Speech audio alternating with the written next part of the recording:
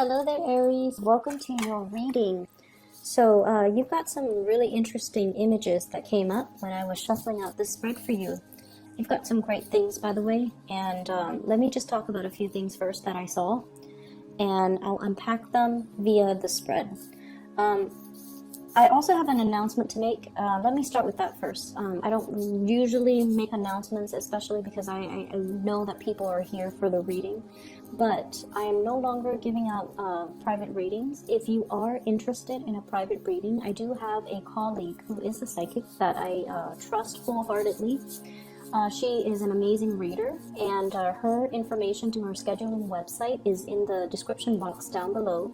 So if you're interested in a reading, if you're looking for some type of spiritual guidance, please reach out to her. And her scheduling website is very user friendly, it's easy to use, and it's very it's a speedy process. Okay, so if that's something that you want to do, please do reach out.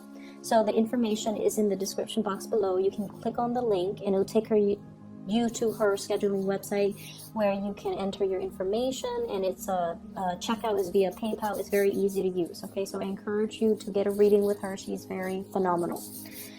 So when I was shuffling out the spread for you, what I saw was I see this tunnel. It's underground and it's a long tunnel, but there is this really beautiful pinkish white light at the end of the tunnel. And I see this puppy. He's a black puppy with some white spots on him. He's wagging his tail and he's happily walking through this tunnel because he sees the light on the other side. Now, animals have amazing instincts, and I know this is a puppy and he's finding his way. But as he's moving closer and closer to the light, what's at the end of the tunnel is I see a big doggy bag of food, and it's spilled over. So it's spilled over on the ground. So of course he's gonna get some food. And then I also feel like there are these. It's almost like walking into, and I feel like initially when it's like the light at the end of the tunnel, you think it's gonna be lit up with fluorescent light, but what's really lighting things at the end of that tunnel is like gold coins. Medallion gold coins, things that are shiny and shimmery and glittery, and that's what's creating all that light. So the dog is definitely in the right place. He has no use for the coins and the money and the gold, but somebody can get it to it's almost like the dog is the pioneer and he's discovering these things. So whoever walks in his footstep is going to come across this treasure. Okay, so it's a very beautiful imagery, and I feel like his if he's hungry, his needs are going to be met. If he is looking for work, that's going to be coming into the picture as well. If he's looking for resources, it's going to be there. So I definitely feel like you're verging on the end of a cycle where you're going to be able to get all your needs met. So that's the first image. The second image that I feel here is I keep seeing this cartoon looking fairy, and I don't know the movie. I think it might have been Sleeping Beauty, where the fairy godmothers, there are 3 of them, I believe, and they're kind of pudgy. They're a little bit on the heavier side. So I see this pudgy fairy, and she has like really small wings, and the wings are like flapping. And she's holding this wand, and she's smiling, so she seems like very benevolent. And I feel like she's like smoothing out somebody's hair, like comforting them, smoothing things out. Making a situation better, ironing things out, and just overall, there's this really strong energy of spiritual, ancestral protection coming through for you, okay? So whatever it is, you don't need to fear it. You need to be kind of like, be able to trust your intuition and trust your instinct, kind of like this puppy, okay? To walk into the unknown, without armor, without any way to defend yourself, and to trust that you're walking in the right direction, because there's going to be food at the end of the tunnel. So that's what I saw. And I remember when I did the reading for you at the very beginning of the month, you guys have embarked on a journey and you're waiting for a situation. And I mentioned you were trying to flap your wings, trying to get to your destination, right? And it feels like it's very difficult, and it feels very labor intensive, and it just feels like you're tired, like you need a rest, like you just want to land and just stay where you're at and not have to move. So I feel like energetically there might be some drainage. There might be a situation where you're feeling a little bit tired, a little bit under the weather, a little bit just vitality is very low. This could be with somebody that you're dealing with. If you're taking care of elderly parents, if you're taking care of people in your midst, there's somebody here that is very stubborn. They know what they have to do and they know what's good for them, but they're refusing to partake in activities or taking their medicine or doing things that would actually be beneficial. Like I see somebody who's cooped up in the home for a very long time, and I see you trying to, get them to move. Okay, so like, do you want to go on a hike? You need some fresh air. Let's go on a hike. And they're like, no, I'm okay where I'm at right now. And you're trying to tell them, hey, why don't we take a trip so that you can get your mind off things? They're like, no, I'm okay here. And so I feel like you're having difficulty trying to get somebody out of the house. And I feel like for some of you elderly parents, for others, it's somebody that is lacking in vitality and they don't want to do these physical activities. And it could be they're physically lacking in vitality, or emotionally they're feeling a little bit cooped up and they don't really want to they don't want to do what they know deep down is good for them. Okay, so they're trying to avoid doing the self-work. Okay, what I'm also seeing as well, we have here the Ace of Wands, and we have as well, this is the Page of Wands. Okay, you guys are definitely embarking on something brand new. This could be a project, this could be a new job, this could be some type of a creative venture that you're very excited about and you're going to be undertaking wholeheartedly. There's a lot of hopefulness and optimism associated with this. This is an opportunity for you to kind of prove yourself. No longer a child, protected and coddled. We're now becoming a little bit more, we're growing up and we have skills that we want to display to the rest of the world. Okay, so I feel like you're embarking on a brand new journey, and I feel like it's forcing you to step outside of your comfort zone a little bit. But I do sense that you have a lot riding on this, and I also feel like you're going to be, it's in your element, fire signs, the suit of wands, it's in your element, which basically means you're going to transition into it very naturally, without any type of hurdles to overcome, without any type of a learning curve, without any type of without any type of setbacks. Okay, so if you've been fearful of doing this in the past, or if you've been feeling like, once again, self-esteem, I don't know if I'm ready for this just yet. Maybe in 2 years, maybe in 3 months, I need to get myself prepared for it. If for whatever reason you've been holding back, and now you feel like, I'm going to do this, and I feel like it's the right time, and I'm going to embark on it wholeheartedly, and I'm going to show my skills. So I definitely feel the learning curve is not going to be a problem for you. There isn't a learning curve. It seems to me like it's more like a straight path, okay? And we also have as well the straight shooter. This is communication, contact, a lot of exchanges over wide distances. So I definitely feel a lot of communication, a lot of interaction back and forth via electronic communication, emails, text messages. What I'm seeing as well, I see many of you are keeping in contact with a lot of people, okay, going back and forth. And I do see as well, I don't know why there's this mirroring energy here, but I feel like there's a lot of going back and forth, a lot of communication, a lot of long distance communication. And so make sure, and I do see geographical distance as well, but it's going to hit the mark. Okay, so this is a card that traditionally facilitates travel and movement and communication in general. The way that it's coming out, they're saying that you're going to hit the mark, so the distance is not really going to matter. Things are going to be arriving very, very smoothly and transition very smoothly for you, so you don't have to worry. And there's still, okay, the mirroring energy makes sense now. There's some type of a spiritual protection. I mentioned before the ancestral protection, and it's almost like whatever hits this mirror is going to bounce back. Okay, so if it's malintention, it's going to be sent back or boomerang back to the sender.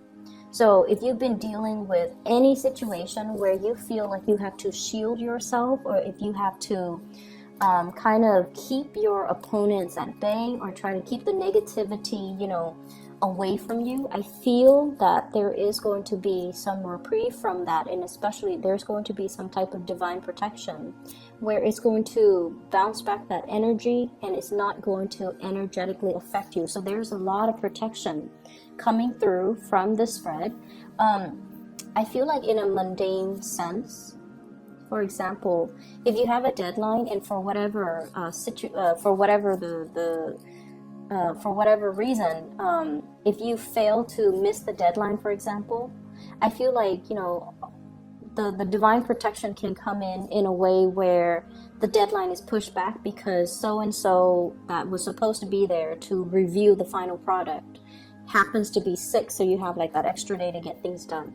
So it's like buying time. Somebody is stepping in, and it's divine protection that is going to allow you to extend a deadline to a later date that's more to your liking. Okay, and I also sense as well, if there has been like some type of mistakes that you have made in the work environment, something minor, like a typo, like if you're publishing like a manual and there's a typo and it's going to be, or on a PowerPoint presentation and you're going to be in front of the entire work crew giving this PowerPoint presentation and there's like a glaring typo, I feel like there might be some technology malfunction, no one sees it, and then there's an element about saving face. Okay, so I feel like you have some people behind the scenes working to kind of buffer you against whatever negativity, against whatever errors, against whatever typos and things like that. So you do have some really good things, and I feel for whatever reason, whenever I see the spiritual protection, I feel like they always come in because there is a reason for it. So needless to say, be very, very careful about, doing your work diligently and making sure that whatever you put forward is the best my apologies for that noise. Whatever you put forward or whatever you put out into the world, we still need to be mindful that it has to be a good or a desirable representation of us. So it doesn't alleviate us from, dashing, assignments off in the middle of the night. You still have to do your due diligence and you still have to do the work. The spiritual protection that is behind you is to facilitate that process, but it doesn't alleviate you from doing your fair share of the work. But I definitely see you're being helped and you're being coddled and you're being in a situation where you are divinely protected. Okay? What I have here is the Four of Cups and the Seven of Cups, and both the 4 and the 7s are very, very spiritual numbers. They are indicative of healing. They're indicative of, as well, healing others. Okay, the healer and the teacher is what I'm sensing here. And I do sense there's a major difference here. This is about somebody who wants to maintain their distance. Okay, they're not going to get emotionally involved in other people's problems. They say their piece and they kind of leave it alone. They don't let the emotional undertones affect their decision, or they don't get pulled into that emotional space where they're looking at things so subjectively that they're not able to see the forest for the trees. And then we also have the 7 of Cups. This is like that empathy and that sympathy, wanting to do things for another person, feeling things so deeply where we feel like we have to step in and intervene. So there is this opposition here about you needing to protect your energy and needing to not get sucked into other people's emotional flare-ups or even emotional trauma. So if you, for example, have been doing a lot for other people, if you're somebody in your work environment that is doing all the work, or that's like, you know, the go-to person when people have problems and when people are dealing with emotional crises in their life, if it keeps happening over and over and over again, you kind of have to take the stance of, you know, loving detachment, okay? Not wanting to get involved, knowing when to push things away, and knowing when to energetically not let other people's issues affect you. If it's their problem, it's their problem. As much as we want to get involved, we kind of need to preserve our energy and need to draw very clear boundaries, okay? I mentioned 2 weeks ago, there was this guilt, and I feel like it's coming into the picture. Wanting to do things for another person, or feeling like telling yourself, oh, I can't do this because of A, B, C. And usually those A, B, C reasons are linked up with another person that you feel the sense of indebtedness to. So I don't know, for some of you, I feel like somebody helped pave the way for you. Somebody provided something so that you could do something else. And I feel like there's a sense of guilt, there's a sense of indebtedness. And I feel like it doesn't have to be that way. So you kind of need to draw back your energy and to also learn to, it's almost like, yes, they built the foundation. You know, the fours are about the foundation. Yes, they built that foundation. But without your skills, without your diligence, without your hard work, you couldn't resurrect anything from that foundation. So they built the foundation, but it was your hard work that created everything else that came after. So you have to give yourself that credit and not feel that sense of indebtedness to another person. So I feel like there's something here where you are underestimating your capabilities or underestimating your strength, okay? I'm seeing as well, we have here shining away from the sunlight and the spotlight. So this is the 5 of Wands. Not wanting to be in that sunlight or that spotlight. Conflict avoidant as well. Boundaries, okay? So making sure that you stand up for the things that you believe in. And this is something that I feel strange saying to an Aries, because you guys are very militant about defending your beliefs. You guys are quite aggressive when it comes to, you know, giving somebody your 2 cents. You know, you do get upset, you blow up, and then you get over it. But there is a situation here. The 5s indicate opposition. It doesn't have to be nasty or drawn out, or, you know, it can just be a situation where we do not see eye to eye with another person. And I feel like you're blocking away this conflict, and I feel that you need to kind of face it head on. Underneath it is the devil, and this is something that, you know, the devil is kind of like the greatest, like, sleight of hand, okay? So it's almost like we fear it because we feel like he might exist out there somewhere, but it's in our mind space. Okay, so it's almost like the imagination runs wild, and we make a situation a lot scarier than it has to be. So unless we face it head on, it's going to be constantly, you know, this dreaded fear, but it's not very real. So unless we face it head on, we're not going to be able to banish the fears. We carry it with us. So, and once again, like I said, I feel like it's a little bit strange for me to mention this for you guys, for Aries, but I feel like there's something here where you're trying to avoid conflict, you're trying to hold back, you're trying to appease the other person, and in a way, succumbing to that too much and not voicing your opinion, or not drawing boundaries, or not being able to confront or face the situation head on, I do feel that you're giving your power away. Okay, so make sure that you are aware of this, and you know, say your piece, hit your mark, and move forward.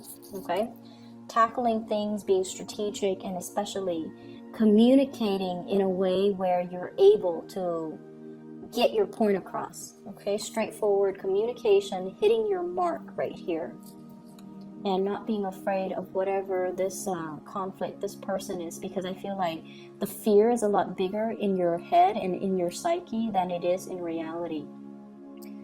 I'm also sensing here there is a huge uptick when it comes to your financial resources, and possibly being able to have 2 revenue streams. I have here the 2 of Pentacles, 2 sources of income. So it could be you and a partner, it could be you juggling 2 things.